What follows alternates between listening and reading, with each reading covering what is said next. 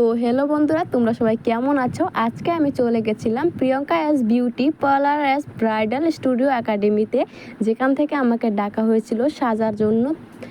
আমি গেছিলাম, আমার একটা বৌদি সেখানে পার্লার কাজ শিখছে, তিনি আমাকে নিয়ে গেছিলো। আর আমার সঙ্গে আমি আমার একজন বান্ধবীকে নিয়ে গেছিলাম। আরেকটা কথা কি জানো,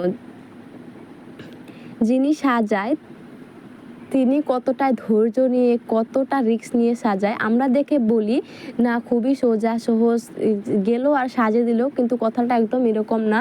আর সেখানে গিয়ে আমার খুবই ভালো লেগেছিল। যিনি মেকআপ আর্টিস্ট, যিনি সাজায়, দিদিটা খুব ভালো ছিল। অন্য মেকআপ আর্টিস্টের মতো না।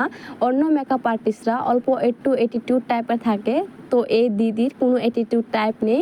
যে যাচ্ছে সবার সাথে সমান ব্যবহার করছে, হাসি খুশি সবার সাথে কথা বলছে। দিদিটার আচার ব্যবহার স্বভাব খুবই ভালো। তোমরা চাইলে এই দিদির কাছে সাজতে পারো। তোমরা যদি চাও দিদির কাছে সাজার জন্য, আমাদের এখানের আশেপাশের লোকজন, তো তোমরা আমাকে ডিএম করো, আমি দিদির সাথে কন্ট্যাক্ট করিয়ে দেবো। আর জানো তো, আমি ভেবেছিলাম হয়তো কোনোদিন আমি পার্লারে সাজতে পারবো কি পারবো না জানি না, কিন্তু আমি এই দিদির কাছে সাজার সুযোগ পেয়েছি, সেই জন্য আমি খুবই খুশি। দিদির কাছে আমি খুবই কৃতজ্ঞ, আমাকে দিদি সাজিয়ে দিয়েছে। হয়তো দিদি আমাকে সাজার জন্য আবার কোনোদিন ডাকলে আমি অবশ্যই যাব।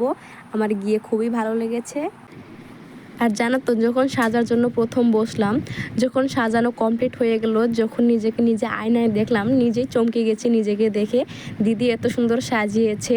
আর তোমাদের কাছে কেমন লেগেছে সেটা অবশ্যই কমেন্টে বলবে। আমার কাছে তো খুবই ভালো লেগেছে।